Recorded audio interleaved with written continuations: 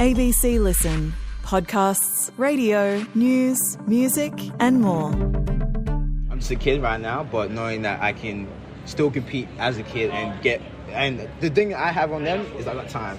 You know, they may not have 15 years, but I got 15 years for sure. So I know that I can keep running, and I know that if I can do this at 17, I can do this at 25 as well, and I'll be even better at 25. So Gout Gout with a paradoxical thought. A sprinter, not racing time, but using it. We're going to break down the teens' meet with Bruce McAvaney. Gout might be patient, but there's no room for that in the footy codes this weekend. The time is now for all 8 teams playing across the AFL and NRL. Lose and you're out. Win, glory is in play.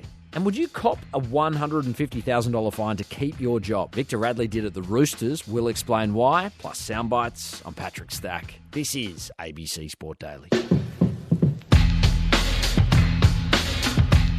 The Gout Gout story has concluded for this World Champs. Bruce McAvaney soundtracked it with SBS. Bruce, the teenager, finished 4th in his semi-final, 0.2 off his legal PB, I believe, over the 200.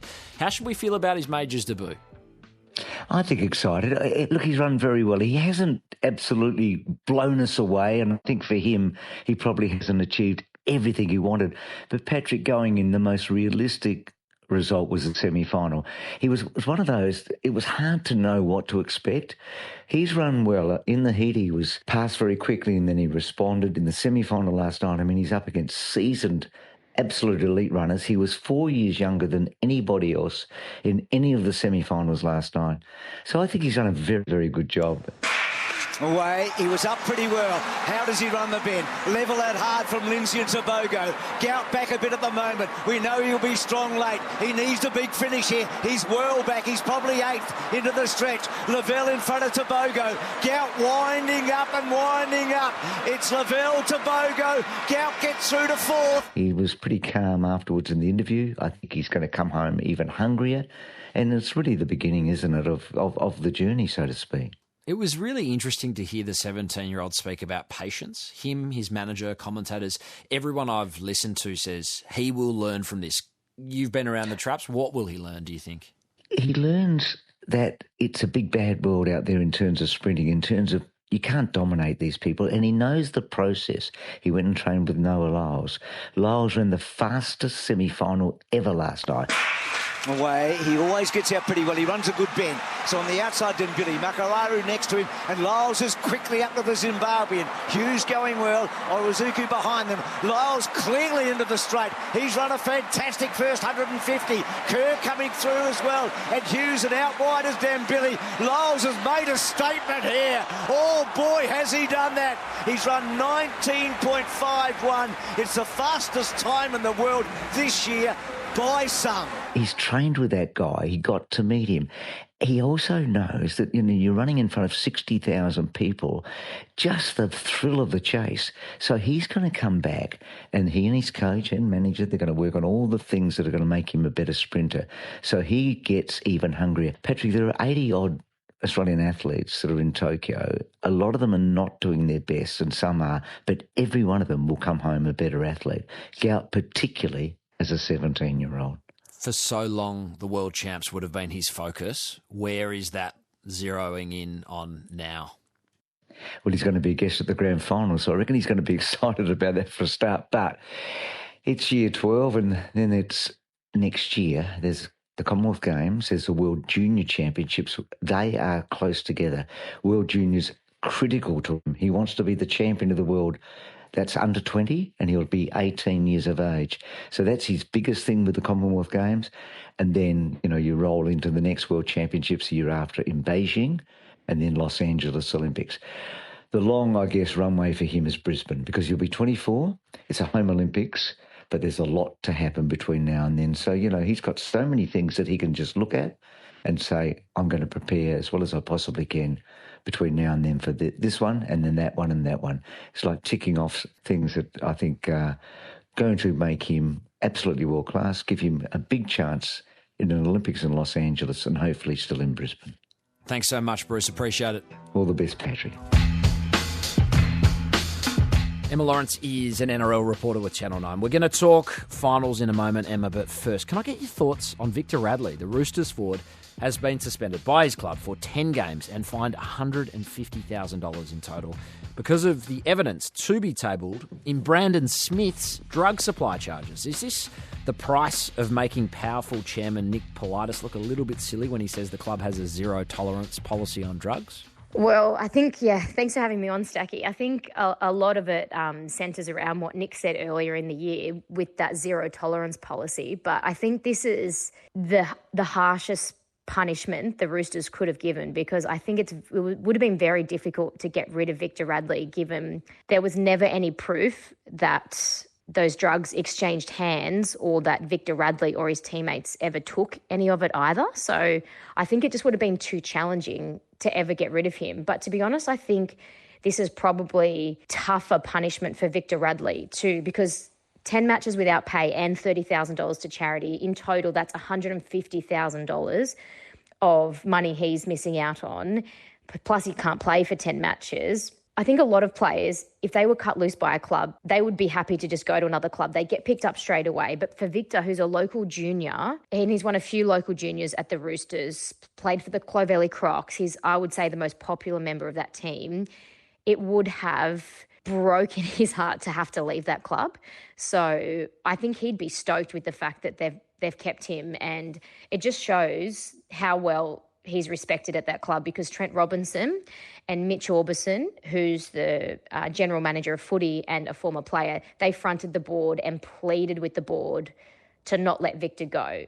So I'd imagine if it was a player who was, maybe on the fringes or less popular, they probably wouldn't have fought so hard to keep Victor. So, I'm happy with the decision. It would have been hard to let him go legally, and I think Victor would be stoked too not to have to leave his, beloved childhood club. Let's spin into finals preview time. Raiders hosting Cronulla Saturday.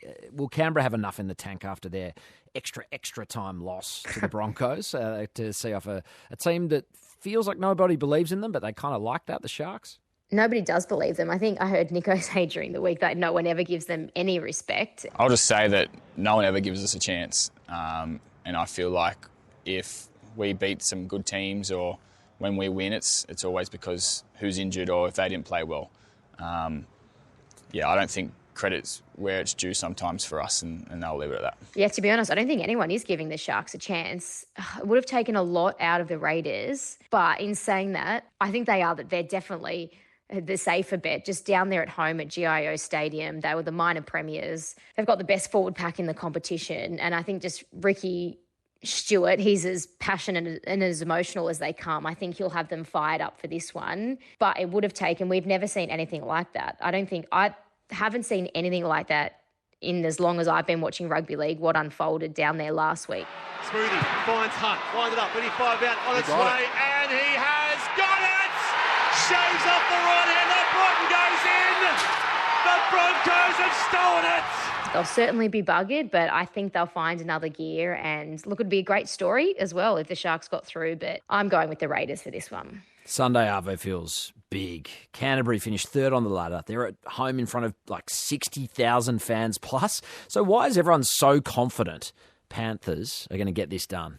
Look, I think for a number of reasons. I think first off, the injury toll that the Dogs have at the moment. So we thought their captain, Stephen Crichton, was gone for the season with a syndesmosis injury. He's been named on an extended bench, so he's still a chance. I don't think any of even the big journos in the industry really have much of a clue. I don't think anyone knows. I think everyone's just still guessing as to whether or not he'll be right to play.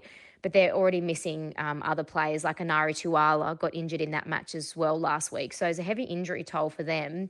I also think they've just been struggling of late. They've only won something like 2 of their last 7 games. So they had a great start to the year, but they've been tinkering with their spine. Reid Marnie is back in the side, which I think will help them. But I think because Penrith have won 4 premierships in a row and they've got so much experience in big games, and they are basically close, I think they are full strength for only the first or second time this year.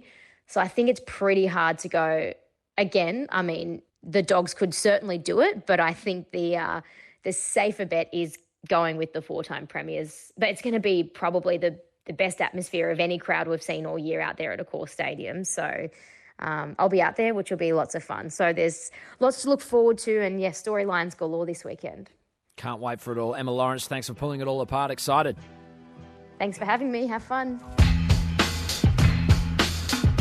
Kath Loughnan hosts AFL with Fox Footy. She's here to talk prelim finals. Loff, Geelong, Hawthorn to kick it off. When I think about the Easter Monday clashes for these two, it's kind of throw out the form guide gear. Does that logic hold in a prelim, or is Geelong and its pedigree just kind of too compelling, do you reckon? I think you throw it out when it comes to these two, Geelong and Hawthorn, and I was at that game. It was one of the rare games this season, Easter Monday, where I was able to go just as a fan with my dad, and it was epic. I just think this rivalry never fails to deliver, and I think it's going to deliver again tonight. The only argument I will put forward is, have we underestimated Geelong for the last few months? Because people tried to wonder whether, or people did wonder rather, whether having an easy run can be a disadvantage, but really, we're just trying to make a story out of nothing. It's such an advantage to have an easy run to the finals, and then look what they did. They just came out and went whack against Brisbane in that qualifying final.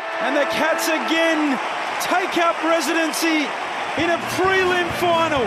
It's near permanent. 15 times in 22 years, they win by 38. I have this sense that come grand final night, we'll all just be sitting back thinking, yeah, they probably were always going to win it, weren't they? But, we get so sucked up in the emotion of, a week of footy, the season's so long, the narrative always continues to change, but really Geelong have been one of the front runners all year, and they've just flown under the radar in the last couple of months, and they'll be raring to go. Whereas Hawthorn have that momentum, don't they? And they are the story of the final series, I think. Can they win it from 8th? Gosh, it's going to be amazing if they do. But I just think the class and experience and the coaching mind of Chris Scott and his assistants maybe just a bit too much for Hawthorn. Collingwood Brizzy on Saturday. I feel like the Magpies should just be enormous favourites against a really banged up Brisbane. But all year the Lions, they kind of had these moments where they found something when you sort of thought they are gone. Yeah. Like, which version do you think we get? The banged up Brisbane or the we found something?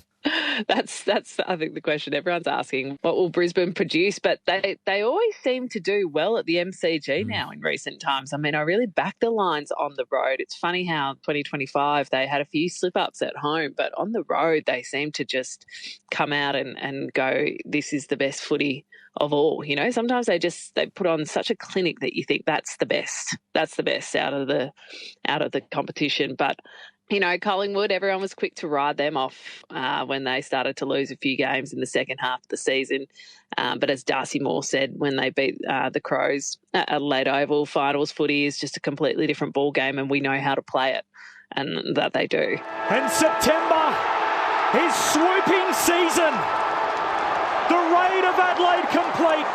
The home prelim secured for the September club. I'm struggling to pick that one. I've gone Geelong over Hawthorn, but I'm really struggling to pick who wins out of Pies and Lions. I think that'll be an absolute cracker. So 2 really great prelims, and I think it's the best weekend. It's controversial, but I think it's prelim final weekend's better than grand final weekend, because that ecstasy of making a grand final, it's just so cool to watch, isn't it, and cover as a broadcaster. Yeah, totally. It feels like grand finals, a day for the neutrals, prelim weekend is like purest gear. For the purists, we're going to love this one. Hey, Kath, appreciate your time. Thanks, mate.